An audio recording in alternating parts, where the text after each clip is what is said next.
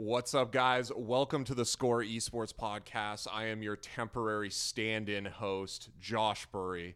In the studio with me today, we have League of Legends legend.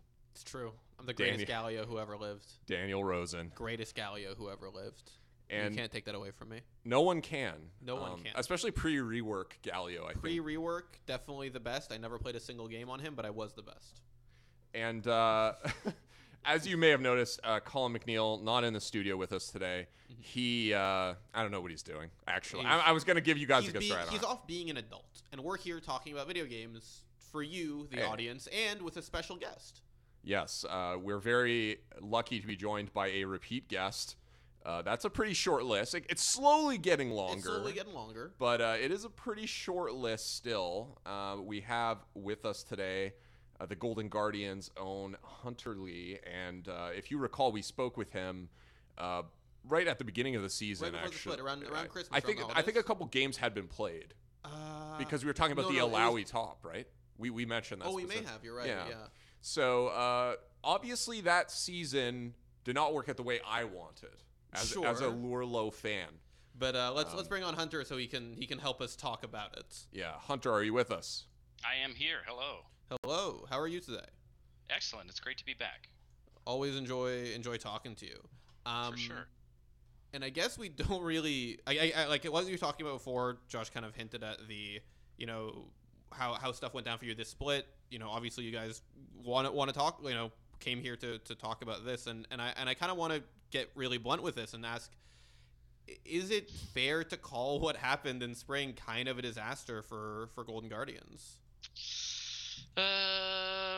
No, I guess I wouldn't call it a disaster, which doesn't mean that it was a success either, right? Like I think we had moderate expectations for what the split would look like, and while I think we underperformed even our moderate expectations, and certainly had some undesirable things happen. I don't know. I don't think internally it feels like a disaster. I'm not sure we were ever maybe as dysfunctional as it might have looked at times. And I think we really looked at this, our first split, as was going to be a learning opportunity, kind of top to bottom. We were going to experiment on a bunch of different things, some of them more publicly, some of them more privately, kind of behind the scenes stuff, kind of figure out structure and goals and sort of work through things. And so, it was going to be a split that involved a lot of learning one way or the other. And I think some of the ways we feel like the split was successful is that we learned some things, but obviously some of the failures are more public, and competitively we were not as successful as we hoped.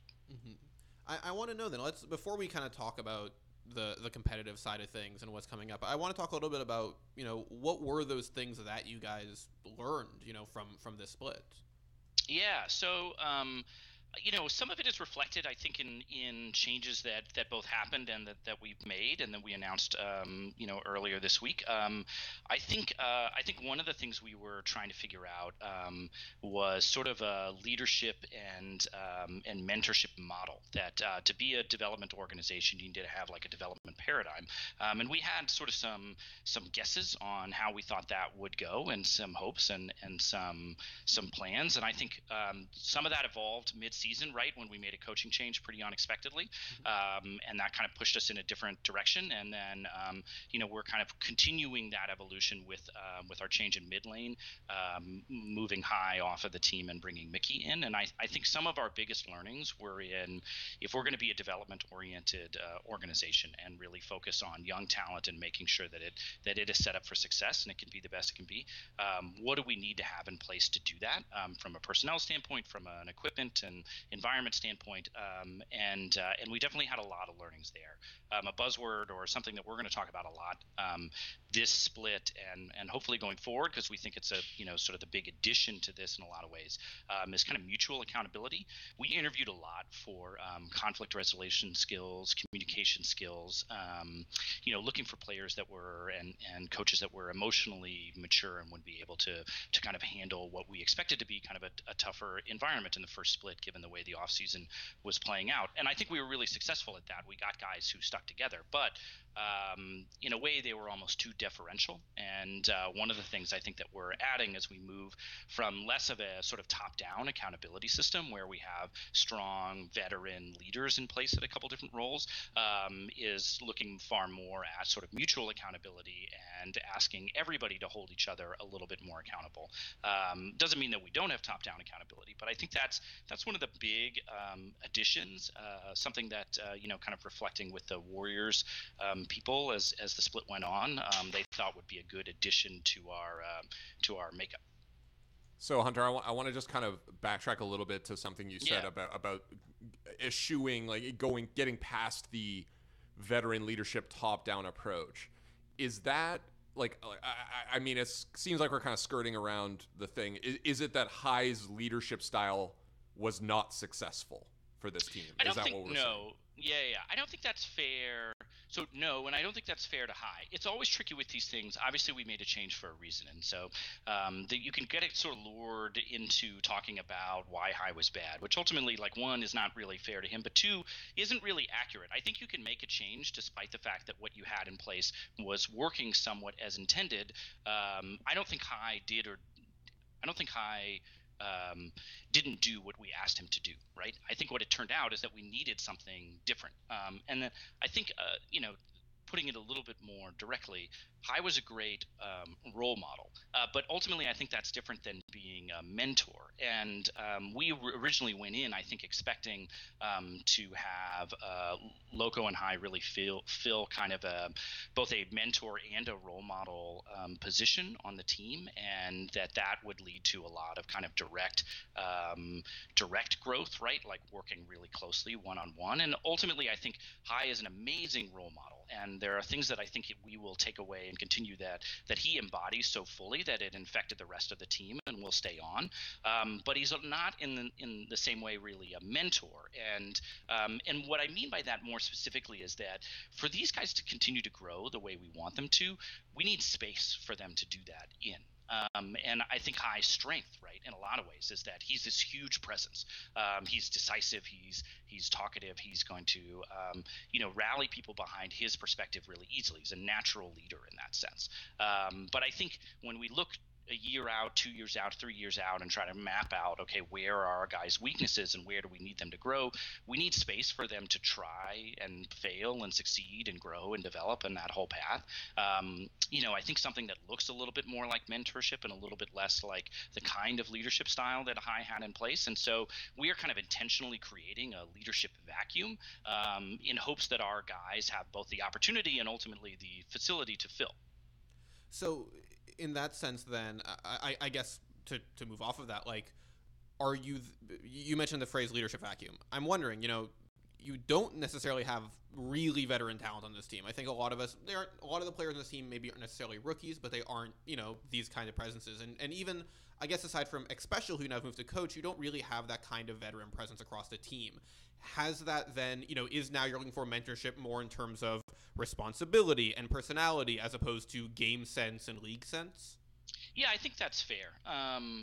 We had the youngest team in the split last year, sort of buoyed by like experienced captains, both at the LCS level and the academy level. Otherwise, our teams were extremely young, and we've gotten younger, right? So in a sense, we are asking our guys to step up more. But I think that's after spending a split, really working closely with them, seeing some natural strengths and weaknesses, getting to know them better, looking at their kind of the group of them and the mix collectively. I think that's something that we're confident that each of them will be able to fill. I think we had put so much on High from a leadership standpoint, and that's something he takes on very naturally, that it's not simply a one-to-one. It's not High's gone now, Contracts is going to do everything that High was doing. We're sort of carving it up into kind of 4 pieces, or maybe, I don't know, 4 or so pieces, and then asking each of those guys based on what we know about them, what they've kind of expressed as their goals, and their kind of sense of their strengths and weaknesses, to sort of take on different mantles with the both in-game and out-of-game kind of leadership. This is really interesting to me, Hunter, because I think I'm drinking this beverage that you are because Good. Like, here's the thing though, right? Like I view Lorlo, Contracts, Matt maybe to a lesser extent, as players who have been in systems where they are not really given the reins of that system. They are an integral part of it, but they aren't like leading it, you know, like Contracts obviously had a great stint with Cloud9. I never got the sense that Contracts was calling a lot of things for that team. And he performed very well in that particular role. So I'm intrigued by what you're saying here, which is that now you're giving these players an opportunity to find maybe the limits of their own sort of play style and their own role on the team in this leadership vacuum, as you put it. I find that really interesting. And I think from there, I just want to lead into Mickey as your selection for the mid lane. I was surprised to see this move because I truthfully expected that there would be more dramatic changes to this team after the first split.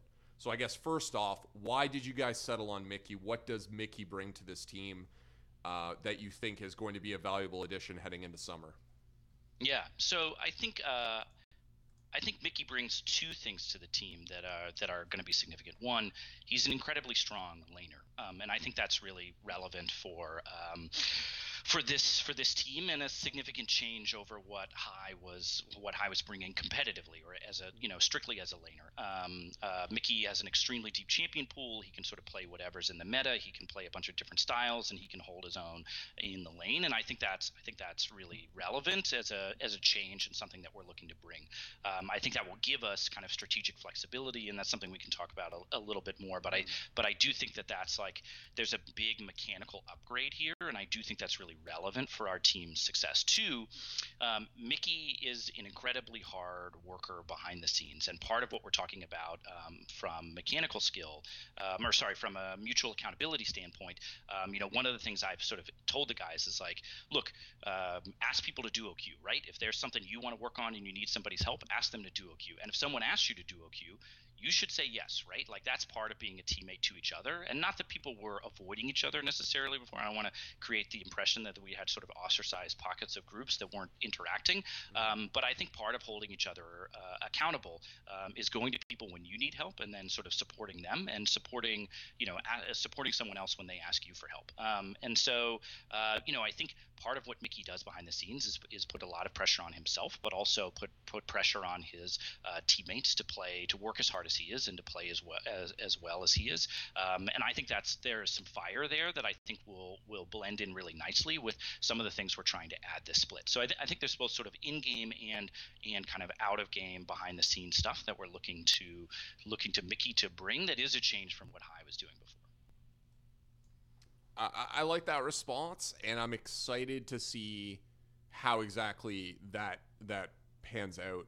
I like the thing is when I heard about this move, and in our discussions before this podcast, I felt like High should have been I guess what I'm trying to say is when I saw that this roster had High initially, I thought, man, that's a perfect fit. Like you look at like the young roster, you bring in the veteran, he's a mid lane presence who's going to organize a whole team, get them moving in the right directions. And so this move just seemed so different. Like I could just, and you've already used the words leadership vacuum, which I'm going to repeat again just because I feel like this is such an interesting idea. And also maybe the kind of idea that you could not have attempted to do in a world where relegation is a threat every split. For sure. Yeah, the idea of a leadership vacuum in relegation era LCS is the idea of playing the promotion tournament, maybe, right? I'm not saying this isn't going to pan out because I can't see the future, but right. Yeah, absolutely. I think look, and people can debate whether this is the benefits of franchising or the like negatives of franchising, right? Like obviously if our strategy works, we'll look back on it, and much like the Sixers, sort of doing well in the playoffs this year, and the Warriors having success after years of not having success, if it works, you're a genius and everything was great and you had the right idea. And if it doesn't, you're an idiot and this whole thing was a problem. This is exactly the dangers of franchising. If guys respond to opportunities, if you sort of give people you take a a risk, but at the right time for the right person, and they're able to take advantage of that opportunity, being supported and sort of flourish as much as they're capable in a world where they have a big opportunity.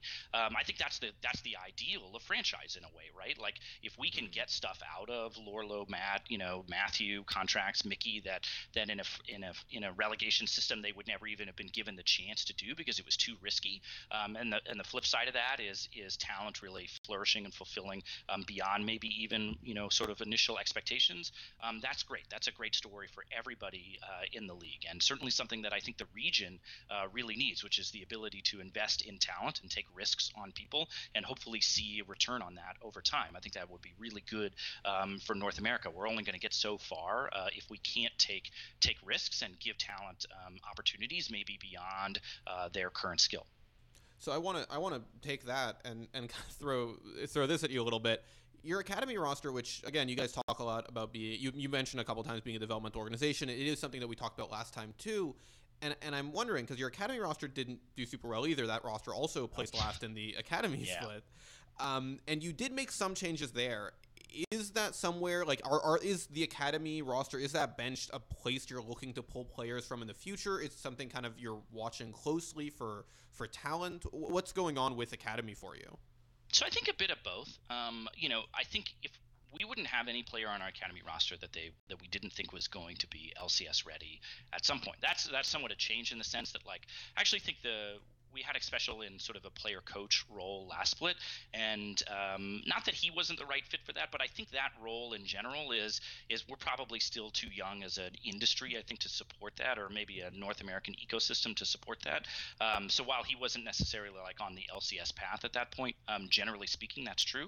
We wouldn't have anybody on that roster that we didn't think was going to be LCS ready at some point. Now the timeline is a little bit different in each person's case, and so maybe that they're LCS ready for us, or maybe they're LCS ready for a different team. Each person is sort of in their own trajectory on kind of making that jump. So we're definitely looking at it that way. But I think the biggest change to our academy is there is sort of a core philosophical change there that's reflected in the larger changes that we made.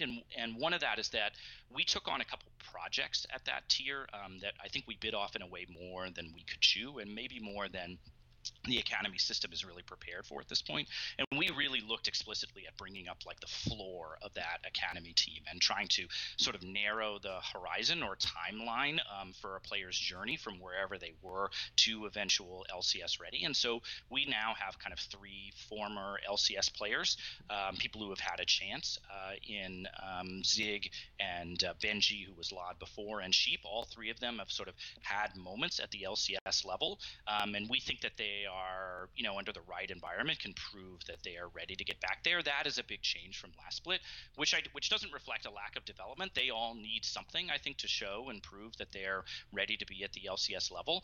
But it's a big change from kind of the where we were before. I think bringing up the skill floor will allow both Potluck and Bobchin at jungle and mid at academy to flourish more. And this is, I'll take us on like the super quick tangent, and we can sort of figure out how much we got into that. But I think one of the things that I learned about League of Legends, and I sort of was aware of, and you see people talk about on Reddit, right? This idea that like League isn't a game where one person can win, but it is a game where one person can lose. I think it is really difficult to look good and to do well on teams that are losing. It's just really hard, given the snowballing nature of the game and kind of the risk-aversive style that pro play does in general, to sort of do well if one lane or kind of one side of the map is struggling heavily. And in fact, it often takes the reverse, right? Like you could see sort of in the Clutch TSM playoff match, the other 3 lanes or 3 roles can go even. If Clutch was able to win that bot lane matchup every match, that was enough, right? Like winning one matchup decisively typically is enough in competitive League of Legends. And so if you don't have a high enough skill floor, there are times where a player will get to the end of the game and they'll say, like, I didn't even get to play this game. They may have played well, but relative to the overall map impact, they feel like they didn't even get a chance to play. And that's something that I think skill floor, right? Like if you don't have strong enough players in each individual role, you can end up in a place where the other roles maybe are performing well in isolation, but you can't make enough out of that.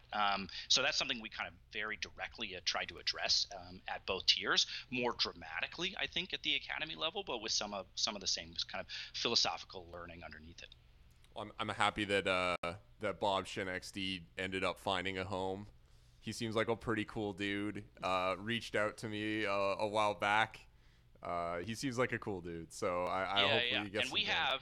This was always a nightmare disaster scenario when I was at Riot, but we have the 5 Canadian academy team.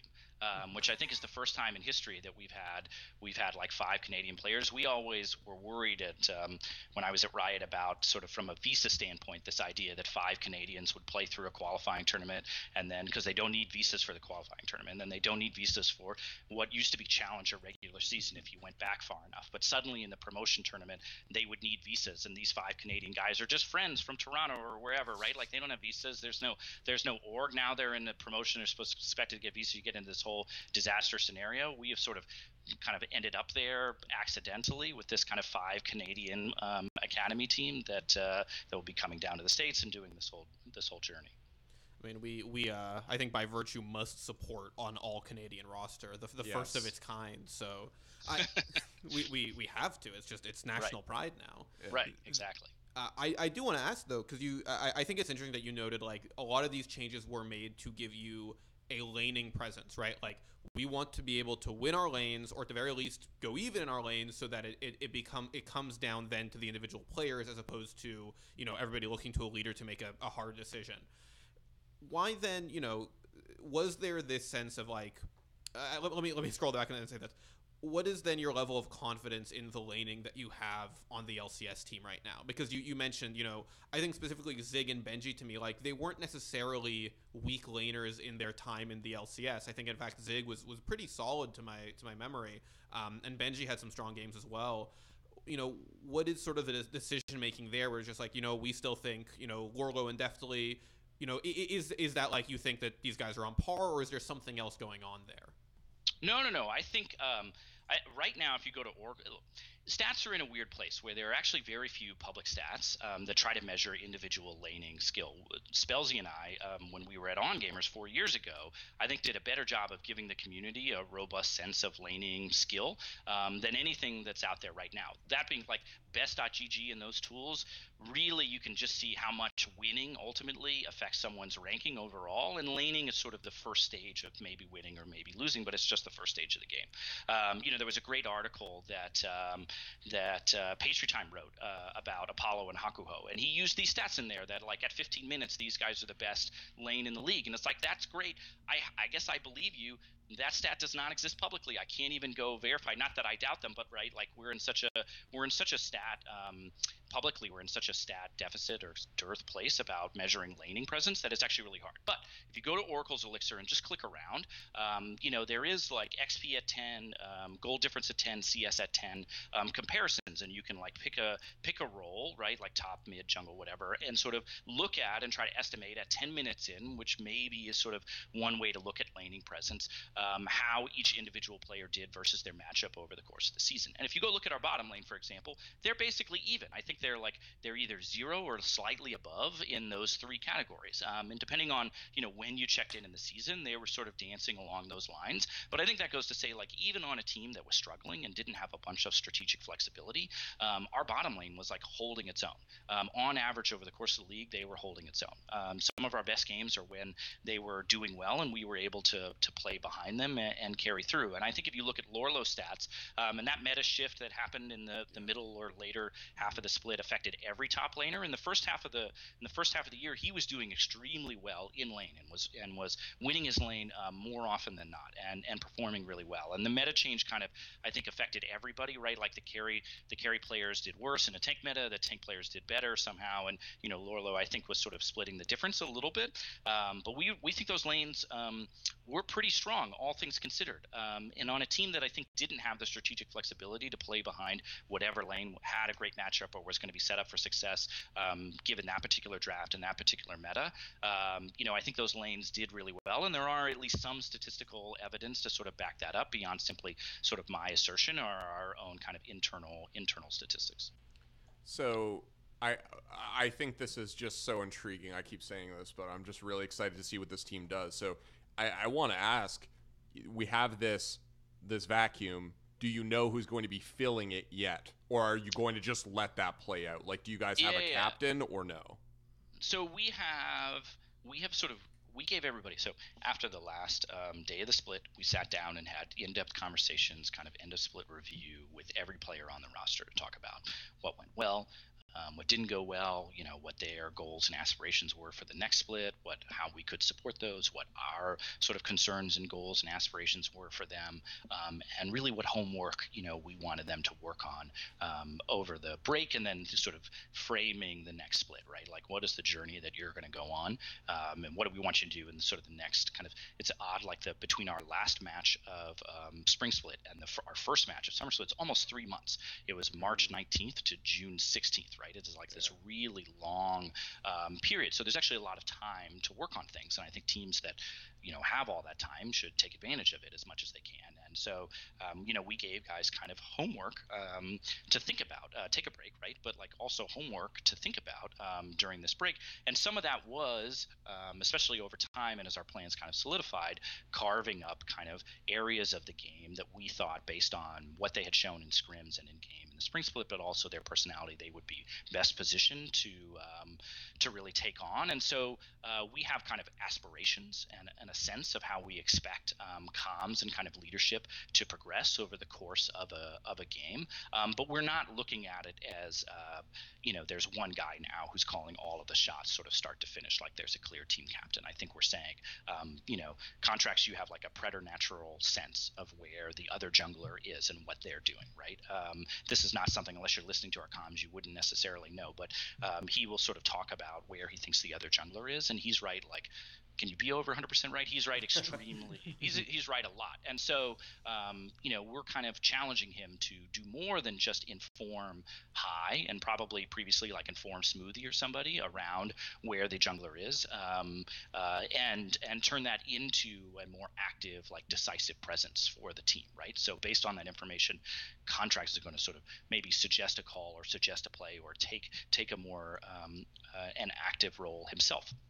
And so that's just like indicative, I think, of we noticed something. There's an ability here. It doesn't necessarily have the room to flourish in the current system. We're going to create kind of an opportunity for Juan to sort of control the destiny of the game a little bit more, and support him with some of these other changes we're making. And then we're going to see what happens, right? Maybe that works, maybe it doesn't. We make adjustments. We learn from that. But I think that's kind of indicative of the sort of approach we're taking to comms and decision making within game overall for next split. It's interesting because I know at least a couple of folks I've talked to have mentioned sort of similar things here and there, like, we don't necessarily have like a core shot caller now. We have somebody who maybe calls the early game, somebody who calls team fights only, somebody, we have our jungler who is always keeping us abreast of that. It's interesting that sort of is starting to look like a more viable option for people, and I think that's an interesting way of sort of making sure there isn't this pecking order in a team. Yeah. I don't think there's a right or wrong, right? Mm-hmm. Like, I think every team has to find the style that fits them the best and the makeup of their particular players. And I think if you have a High or Aframu type shot caller who's going to be extremely decisive and you can sort of support them the right way, you should probably do that, right? Like, I think that could be better than sort of fighting the nature of everybody individually.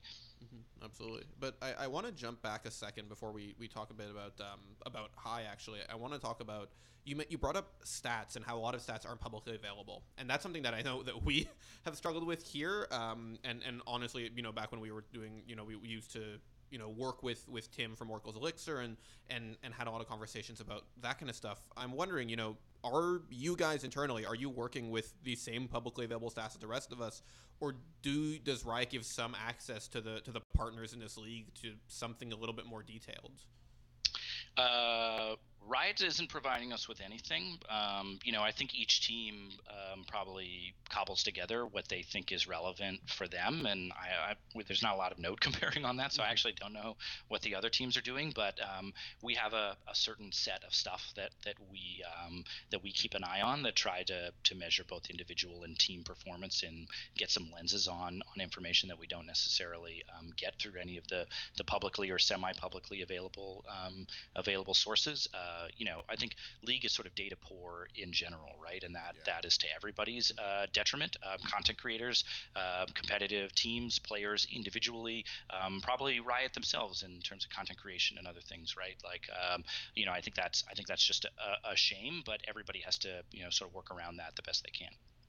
Yeah. So, and I know when we've spoken with Clutch, right? Yeah. Like their whole thing was like, we need to do this from the ground up, and I think it sounds like for them it's been difficult to build that kind of stuff, and obviously it did well for them, but still, like, just having to get that information must be extraordinarily complicated, and knowing what's relevant even harder than that. It's definitely more manual than I think everybody would like it to be, right? Like if you could automate stat collection and then just focus on analysis, that would be great. We're not there yet, right? Like everybody has to figure out what stats they even want to track, then how to track them, and then see, is that actually yielding anything useful for us, Yeah.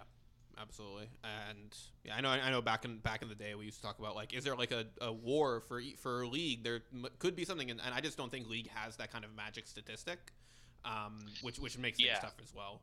Yeah. It's a tough game to isolate individual performance in. And that's why you can try to, like, lean on laning matchups, right? And kind of create, I think, what's a false paradigm, but this idea that, right, like, if you look at anything at 10 minutes, those two players were in relative isolation the whole time, or that lane was in relative isolation the whole time. And so therefore, that is kind of a measurement of individual skill. Even that is not perfect, right? Junglers interfere, lane swaps certainly, and other things can affect things, right? Like it's hard to get at some of these concepts. Absolutely.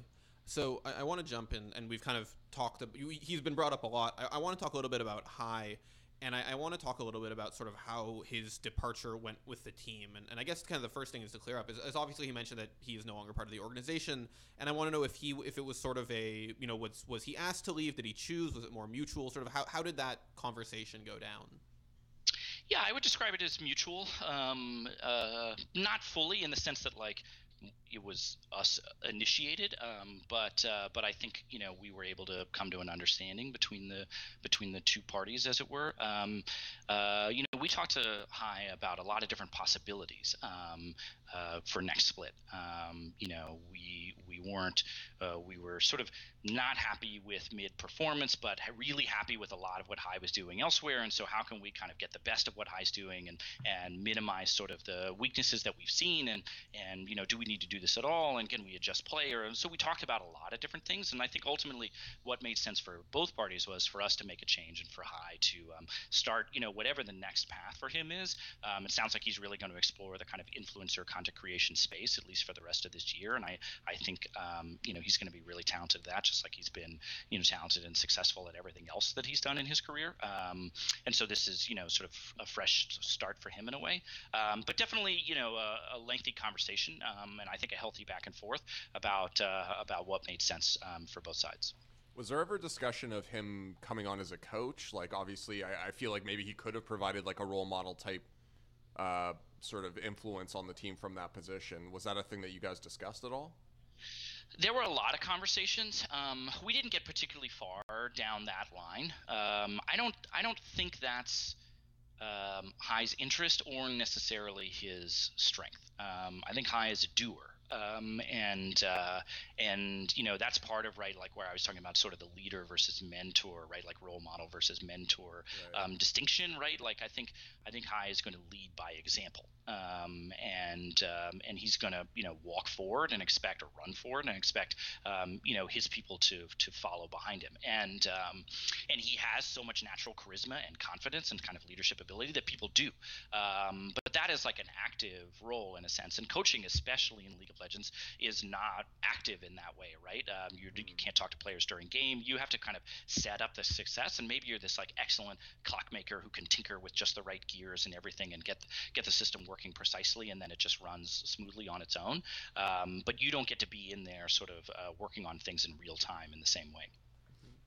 I guess it makes a fair amount of sense, because we actually, when we spoke with High, and we actually talked with him about his return to Cloud9, he, like, obviously in the past, his return to Cloud9, he was actually just asked to review demos, like replays from scrims, and that was what got him back into the game, was just looking at replays. So I guess your perspective does make a fair amount of sense, in that we've already seen that in the past when he was asked to sort of just like analyze us, he's like, no, he jumped in and did it. So yeah.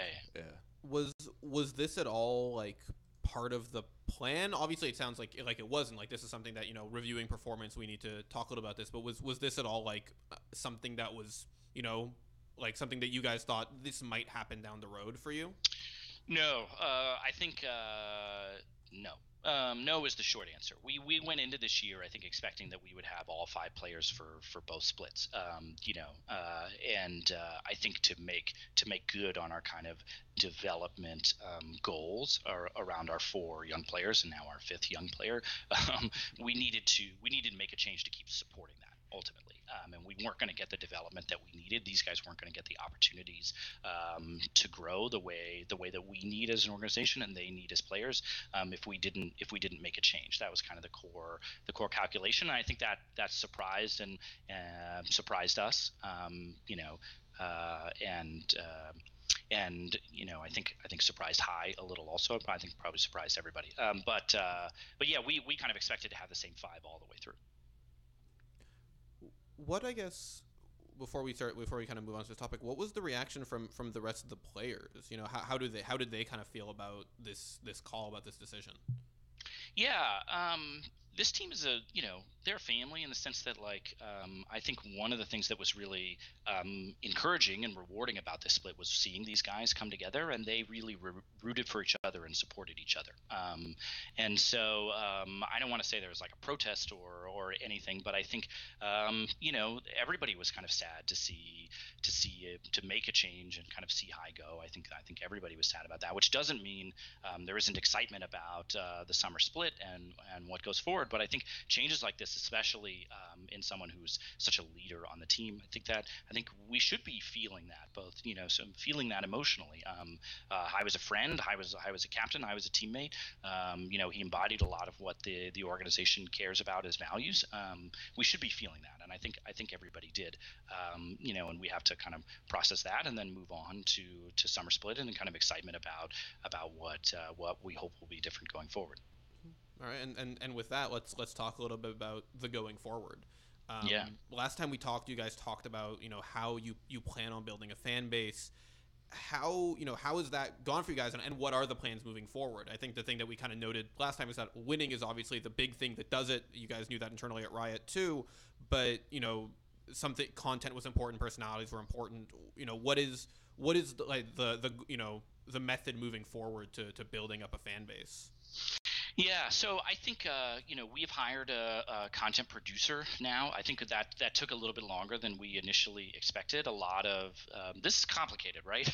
and that's sort of a meme for a reason. But there was a lot to do, and we had a less stable spring split than we initially expected, and that sort of slowed down and took resources away from what might have been other ambitions. And so I think we're going to roll out a lot more content in the summer split that helps kind of drive the personalities and expose kind of who our guys are and make us more accessible to fans. I also think you'll see our kind of streaming numbers tick up significantly over the course of the summer as we're able, I think, to focus a little bit more on some of those aspects of kind of fan development. I think looking at also what the Overwatch League is doing successfully and around kind of regionalization and teams kind of developing brands in markets and some of those kinds of things. I think we're going to be exploring more actively what it means to have a team kind of owned by the Golden State Warriors and kind of take on a little bit more of that Bay Area mantle in a way that, not that I think we were afraid to before, but wasn't necessarily like at the forefront of the brand in the same way. And so I think there are going to be a number of different avenues around fan base building, in addition, hopefully, to winning more games, which I think goes a long way towards those kinds of things. I think we'll see hopefully like what was before, kind of highlights and plays of the game and recaps and other things. We're going to add a lot more kind of personality driven behind the scenes content into the mix that really help shine a light on how great and fun our guys are. I want to talk about the stuff you mentioned about kind of not regionalization, but like slight, working around that. I think we talked to Chopper a few weeks ago, and he talked about, there's been interest, particularly from teams, about kind of dipping your toes into that. I think we may have talked about it a little bit last time, but do you view having that kind of connection to the Bay Area as a strength or a hindrance for cultivating a fan base? Ultimately, I think if you had asked me 6 months ago, and I don't remember if we talked about it or not, I probably would have said I don't know. It's probably a bit of both, and nobody in esports really has a sense of what it means to kind of geolocate and use somebody's home base as part of the sort of personality. But I think Overwatch has shown that maybe not everybody should jump to it right away, and we should just dive in. But that it can be far more of a strength than a weakness. And I think when we look at obviously the Warriors are great. Their culture is great. The Bay Area is great. It's my home. I love it. We should look at all of that as a strength and something to leverage more explicitly, and not just implicitly or kind of behind the scenes in the way we think about coaching and development and organizing the sort of competitive and business side of this. I think it's definitely a huge advantage if we can figure out how to leverage it. San Francisco's an hour away by plane. It's sort of 5 hours away by drive. It's definitely like a rich region with a lot of personality and things to draw on. And so we'll be exploring and experimenting with different ways to do that this upcoming split. All right.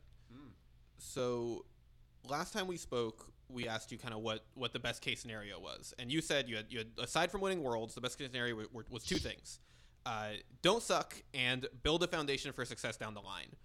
Do you feel like you're still on track for those kinds of for those scenarios, for those goals? Yes, and I think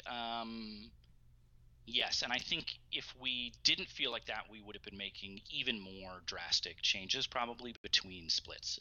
Even given the limitations around making changes between splits, I think we would be making even more drastic ones. I think the foundation for success is here. I think we're a place that ultimately our players are happy and they want to play, and that's one big piece of it. I think we've shown we can handle difficulty and performance challenges and come out stronger than we went in. And I think that's also a big part of being successful over the long term. So there are definitely some things to feel good about and draw happy on, or be happy about. I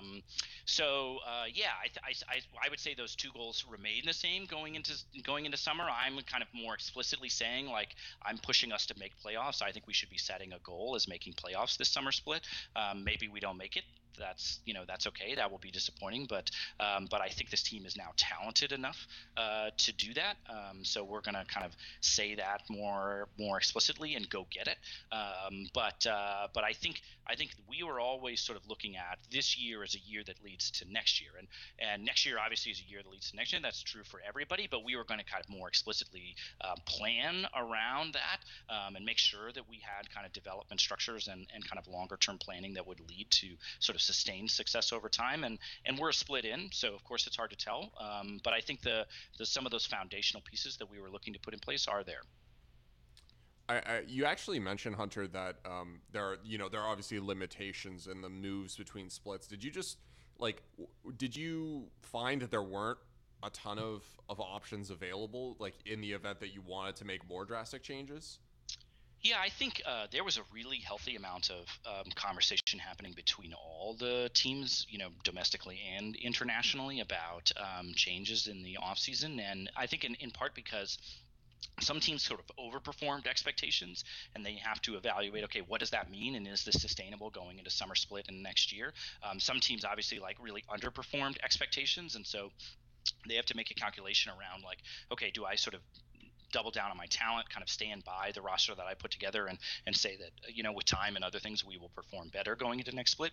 And so I think everybody was sort of assessing where they were going to end up, but ultimately almost everybody is, I think, rosters aren't announced and I don't think everything's done, but anyway, I think most people are going to sort of stand pat and trust in their guys that either maybe the overperformance of expectations will extend in, or that the talent, right, the more talented rosters, the way I think TSM looked at their roster and said it's going to be the most talented, that will, and Cloud9, those will play out and kind of win out as they get into summer, and so that limits everybody's options. there could have been a really volatile period between split where there was a lot of mixing and matching that happens, and that would have opened possibilities for everybody. Instead, I think there was a relatively calm opportunity between splits, and so that limited every team's ability to kind of tinker or make moves, sort of scoop up a player that they thought is better suited for them that maybe their original team had them.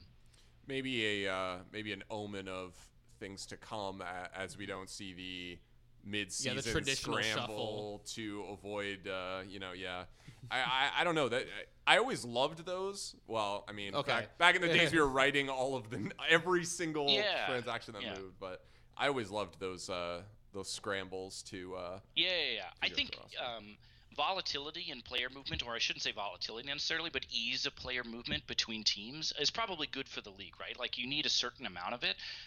Maybe we'll end up looking back and say, if you go next year, there's going to be more movement that there was this year because teams felt like, okay, I had an opportunity to make changes and I didn't, and I sort of regret that. So next year between spring and summer, if I'm not liking something, I'm going to take a risk where I didn't this year, right? And maybe it doesn't pan out, and I regret that also. But I don't like that I didn't this year. I think we'll have to figure out what that kind of mid-year assessment period looks like. But certainly compared to two new teams coming in and having to figure out how they now succeed at the LCS level, and two teams going out, sort of on average the way we had in the previous relegation system, and those 10 LCS players, right, suddenly not in LCS, and those orgs not in LCS, that volatility and what that meant for teams at the top looking to make changes and teams at the bottom trying to solidify their spot. That was a much more volatile mix, a much more active mix. And that was exciting for fans, seeing rosters change and getting to think about what this means for the future. We're definitely not going to have that level of volatility this period. And speaking of which, I was wondering kind of what is sort of has been the reaction from and conversations with the Golden State Warriors, with the guys upstairs. It sounds like you guys have a lot of support with decisions you've made, but how has that back and forth been going over the last couple months? I think healthy and happy all the way through. The Warriors knew sort of what this. They sort of knew the strategy that we ended up going with. They kind of knew what it meant, and they had seen, in a more limited market in the NBA, right, that you're going to build success piece by piece over time, right? That it's really difficult to do it overnight. And while I think like Clutch and 100 Thieves had a great first split, and there's nothing to take away from them, and the Warriors kind of their approach to this. Is reflected in sort of the decisions we made and our goals for the future. And we think kind of sustained excellence will come with, sort of building this foundation and finding young players that we can invest in and have them invest back in us. And that, I think that's still a relatively unique kind of competitive strategy for this organization, and something that I think 100 Thieves and Clutch, who knew orgs that had success, right? Like they took a very different path, and that probably means different things for them next year and the year after in the way their rosters are constructed. So obviously everybody would have loved to win more, and there's like losing sucks and it's disappointing. But the Warriors were bought in on this strategy, from the beginning, and continued to be bought in on where the roster is now and what that means for next year. And it certainly helped that, right? Like Warriors people were down regularly, but we had people in town when we beat Team Liquid. We had people in town when we beat Equifax. We had people in town when we beat 100 Thieves. When you look back at the end of the split and you say we got to win against the first place team and the second place team and the third place team, those wins look pretty good, and we had people there for them. That feeling of winning and the enthusiasm, on the team and in the crowd and people chanting GGS and all of that stuff, right? Like I think that carries you through some of the darker periods and helps provide hope for where this team is going in the long term. Mm-hmm. Yeah, I certainly like the thing is that you look at it. There are a lot of teams. When we were looking at this at the scoreboards just last week, right? We were just prepping for stuff.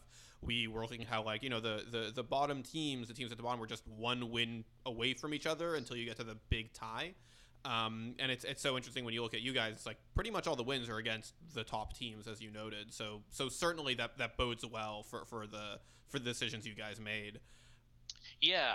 I mean, I think that's the hope, right? That I think if you go back and you say, okay, I don't know that we should have stolen more wins from the top teams, right? The path from where we were to playoffs wasn't beating EchoFox twice or Team Liquid twice. That's a path, but that wasn't the likely path. The likely path instead was, we had 2 games against Optic and we lost both of those. We had 2 games against FlyQuest and we threw pretty hard in both of those.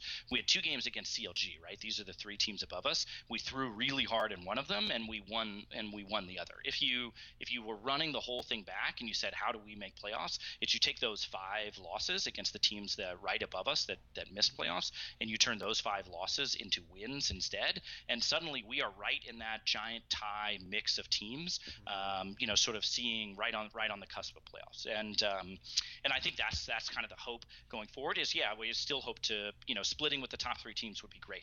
Maybe we pick up another win or 2 against, right, like 4 through 6 or 4 and 5 right in that playoff mix. But the jump is beating the teams at the bottom. And that's going to come, I think, with, more consistency around our play and hopefully better strategic flexibility to kind of overcome some whatever weaknesses and in the meta and the match and take advantage of the strengths.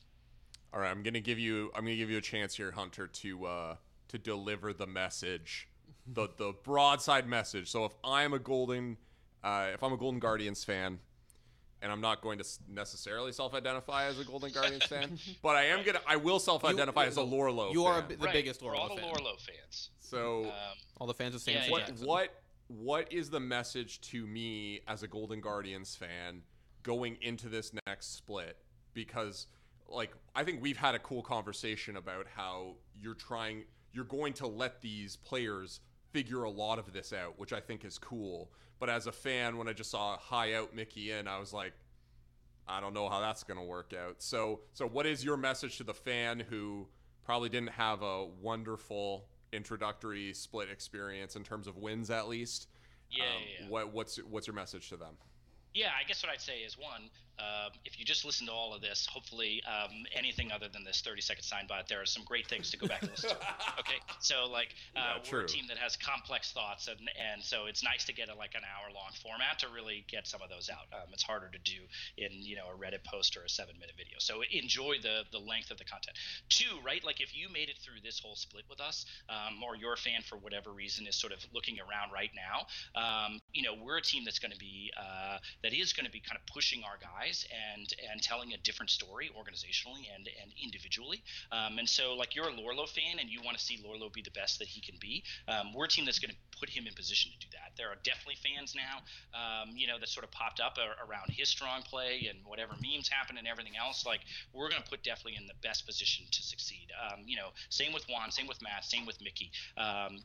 We're an organization that is going to try to grow and succeed as these guys grow and succeed. And I think that's a really fun and interesting story. We're underdogs. That's okay. I think that's a fine place to be. But I think we're underdogs that in 2 years you're going to look back and say, I'm glad that I was on board for this whole ride and that I didn't jump on when they got first place or were winning championships or were suddenly competing in playoffs, right? That we were here for the whole ride up, and I know these players so intimately as a result, and I've seen them struggle and succeed and see flourishes and sort of moments of greatness that then turned into consistent success over time. That's the ride we're going on. And if you've already made it this far, congratulations. You've been through the hardest part. It's only up from here. So just stay with us while we go on the rest of this ride. And I mean, at least my reaction to that, I'm always a cynic. I'm a cynic at heart, but I do love a good underdog sports story. So it'd be fun to. It's definitely a fun one to look out for. Yeah, damn, you are a cynic, and Thank you. No, when we were discussing this podcast and we were prepping, I was like, damn, I really thought group of young prospects with veteran leader, plucky guys who want to go win, and a guy who's been there who can help them do it. I really thought that was a recipe for success. Dan, do you want to contribute what you said? I had doubts about the team, and I have doubts. To be fair, I have doubts about a lot of teams, and I've also been burned on not having doubts about certain teams. Yes, that's true. So, you just like to doubt, though. I do like to doubt. Otherwise, I'm a bad journalist. But coming to the end of it, Hunter, thanks so much for taking the time to talk to us. Do you have any last words you want to give? Any other shout outs? Anything we didn't touch on that you want to bring up? Anything you want to say at all? No, I think this was great. A wide-ranging conversation, a bunch of different stuff. Exactly, sort of a fun time. That's all I can ask for. All right. Well, we appreciate hearing from you, and again, it's always nice to get a little, like you said, I think this is definitely, you guys have run a pretty interesting ship with Golden Guardians, and having some of the thought process there for any LCS team is fascinating. But I think for you guys, the thought process behind the off-season moves and that kind of stuff was great to hear, and always happy to have you, and hope we can have you back again at the beginning of the next split too. Awesome. Look forward to it. Thanks, guys. Thank you. Thanks so much for your time. Thank you so much, Hunter. Have a good one. For sure. All right. I think that went, like I said, I genuinely think, every time we've spoke, the last time we spoke to Hunter as well, I think he's very upfront about, what the team is and what the goals are and what the idea is here, right? Last time he did not say we are the best team in the world, right? It wasn't a nade shot thing. I think there's an awareness. In fairness to nade shot. Yeah, in fairness to nade shot, I guess he was right. But, I think that there's at least a real in NA, not the world. Yeah, the world. I think that there's a real understanding that they have an experiment. They are building, honestly, what I think is maybe the only development-oriented team in the league right now, right? Like, there isn't another team this focused on raising up young talent. And also, in the old LCS era, would we have ever seen this level of transparency from an organization that's literally trying to hold on to their spot and not lose the raw value of the spot? I think what you and Hunter said was correct, right? Like, we wouldn't see this kind of leadership vacuum style, this ability to say, hey, young players, let's see which of you wants to and can take the leadership role, which of you can hold the reins most effectively. Because what we would have seen is they would have brought on an experienced shot caller and just said, okay, don't let us get relegated because we need to make sure we don't just lose all our investment. Again, I think that for all of my cynical doubts about Golden Guardians, I am honestly impressed by their philosophy and by Hunter's transparency about that philosophy. I'm really hopeful that the team can make good on that promise. I hope you don't feel I threw you under the bus there. No. I wasn't trying to do that. I am forwards I'm and outwards about Cynic. Yeah. I listen. Ahead of I'm not doing power rankings, so no one has to know exactly what I think about every team. But I didn't have high hopes for either Golden Guardians or Optic going in. And I think at least I tried to make it clear in both those interviews we had with those teams. But I think that I think seeing the Mickey change and hearing Hunter's reasoning behind it, I'm a lot more hopeful for Golden Guardians than I was going into the last split. I definitely think it's an interesting decision, and I think it's a decision that I think is going to pan out pretty well. I think that, maybe without High's kind of idiosyncratic leadership style, you're going to see these guys get to flourish a little more.